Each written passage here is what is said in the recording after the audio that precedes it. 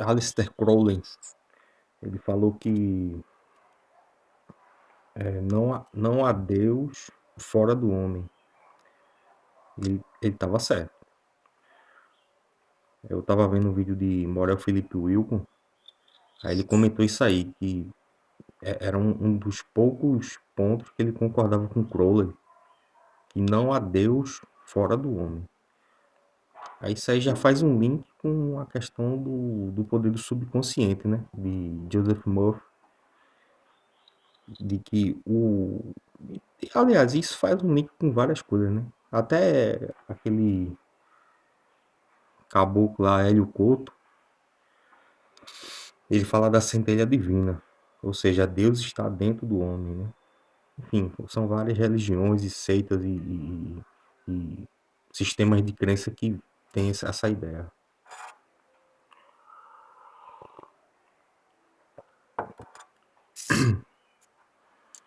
Mas eu queria falar mais assim, a questão daquele livro, O Poder do Subconsciente. Ele ensina várias técnicas. Eu tô falando mais assim, né? Para quem quer fazer aquela ressonância harmônica daquele cara lá, que se o objetivo é bens materiais, não precisa você pagar. Eles estão dizendo que é de graça. Teve uma mulher que ficava divulgando, dizendo que era de graça. A equipe de Hélio Couto ia processar ela. Ela removeu o vídeo, fez outro vídeo pedindo desculpa, dizendo que não, que é pago, que é não sei o quê. E quem quiser que corra atrás para ter de graça e não sei o que lá. A equipe, ele tem uma equipe de advogado para correr atrás. Que fica tudo olhando os vídeos que tem na internet. Tudinho. É esperto, ele é esperto.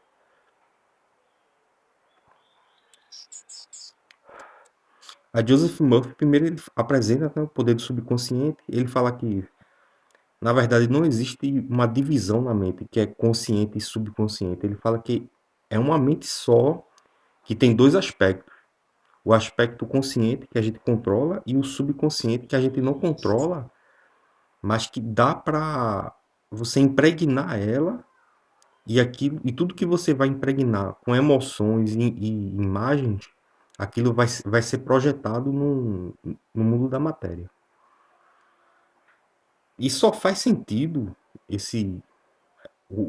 Porque, na verdade, o nome certo desse negócio de lei de atração, o pessoal chama. Isso aí era chamado de pensamento positivo. Foi uma corrente filosófica do início do século XX que surgiu. Aí tem.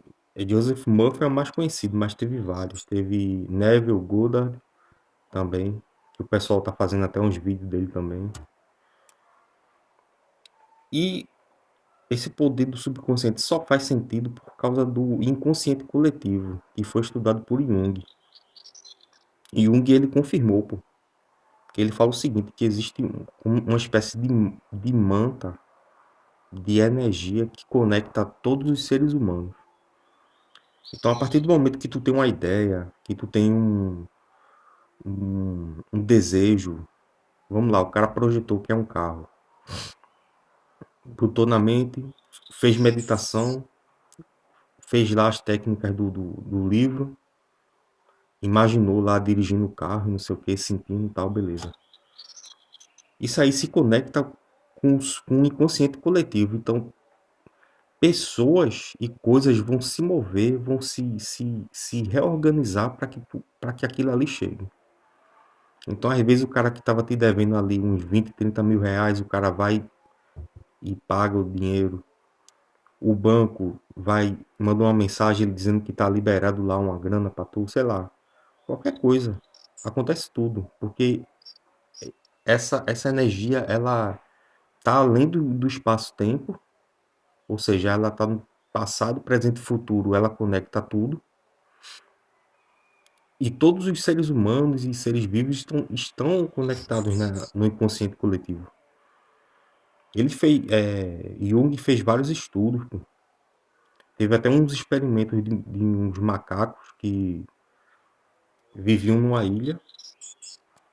Ele analisou. Eu não sei se realmente esse experimento aconteceu ou se é uma teoria para exemplificar, né? Mas a ideia é assim.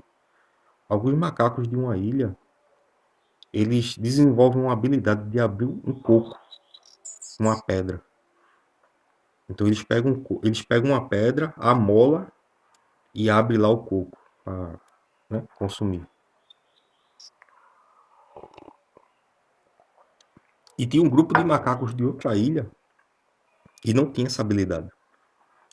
Só que com o passar do tempo, depois de alguns meses, os macacos da outra ilha que não tinha que não sabia dessa técnica, eles começaram a desenvolver também a mesma técnica, mesmo que os macacos não tiveram contato. Mas por que isso aconteceu? Por causa do inconsciente coletivo. Que as ideias elas se permeiam no inconsciente coletivo. Então é por isso que às vezes o cara tem um insight aqui e outra pessoa em outro país tem o mesmo insight. Pô. Você vê aquele cara da aviação, Santos Dumont. Ele teve a ideia do avião, só que tinha um cara, dois irmãos, eu esqueci o nome, lá nos Estados Unidos, que também estavam desenvolvendo o avião. Mas não é que um imitou o outro, é porque as ideias elas se permeiam no inconsciente coletivo. Pô. Então o que eu estou falando aqui agora vai ter uma pessoa já teve ou vai ter uma pessoa que vai falar a mesma coisa, entendeu? A mesma ideia, porque tudo está conectado. Uma das coisas que o Hélio Couto fala que é verdadeira é que todos nós somos um. Né? É uma ideia do panteísmo também, que Allan Kardec tentou refutar de maneira ridícula, não conseguiu. Porque no panteísmo, o Deus era uma única consciência, uma coisa só, se espalhou, e a intenção de cada centelha dessa espalhada é voltar de novo, é se religar. Aí você vê o nome religião, é religar, né? Ou seja, se você quer religar é porque já estava ligado antes. É uma questão até de lógica, né? Um jogo de palavras. Mas o que eu queria dizer era isso. Foi várias ideias aqui. E questão de. Teve um pessoal de Hélio Couto aí, velho, que veio falar. Meu irmão, dá pra ver mesmo que não funciona. É mais uma prova que o negócio não funciona, né? A mulher veio dizer que tem pena de mim. Que eu era um coitado, que eu assisti 30 palestras e não aprendi nada. Tudo que eu falei tá nos vídeos. Então, ela que não assistiu, né? Ou assistiu e não entendeu. Porque o QI do brasileiro é 83, né? A média. Isso a média, né? Ou seja, tem gente que tem menos. Tudo que eu falei lá, pô. Tudo que eu falei tá lá nas palestras. Eu não falei nada que não tivesse. O negócio lá da pirâmide das necessidades humanas de Maslow tá lá na palestra. Ele distorceu. É só você pegar, mesmo. Vê lá o que ele fala na palestra e pesquisa só no Google. Não precisa consultar nenhum livro, não. Vai no Google e bota Pirâmides das Necessidades Humanas. Tá lá. A única coisa parecida foi o da base, né? Que é alimentação e sexo. O resto tudo ele alterou.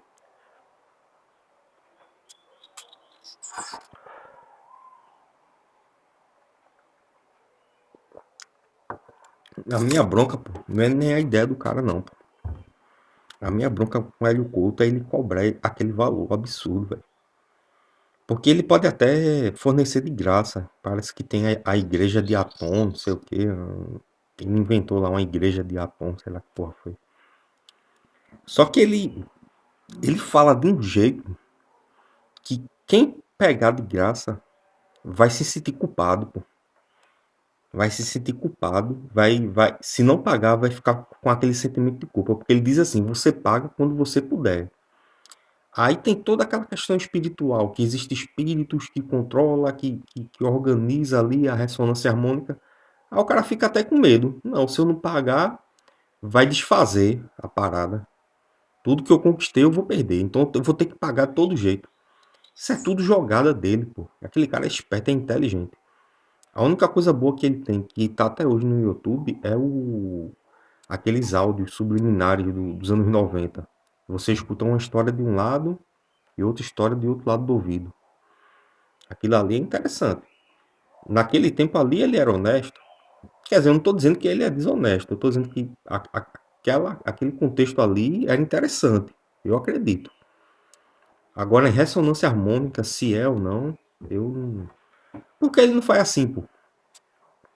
Todo mundo que pedir ressonância harmônica, se o cara pedir um carro, uma casa, um exemplo. Se em 2 anos o cara não conseguir a casa, eu devolvo o dinheiro. Ele não faz. Sabe o que é que ele vai dizer? Se com 2, 3 anos tu não conseguir nada, pedindo lá o CD, ele vai dizer que na última encarnação tu fizesse uma maldade e tal, e tem que limpar isso aí. É por isso que ele é reencarnacionista. Ele acredita, ele tem uma palestra só de Allan Kardec, falando de Allan Kardec.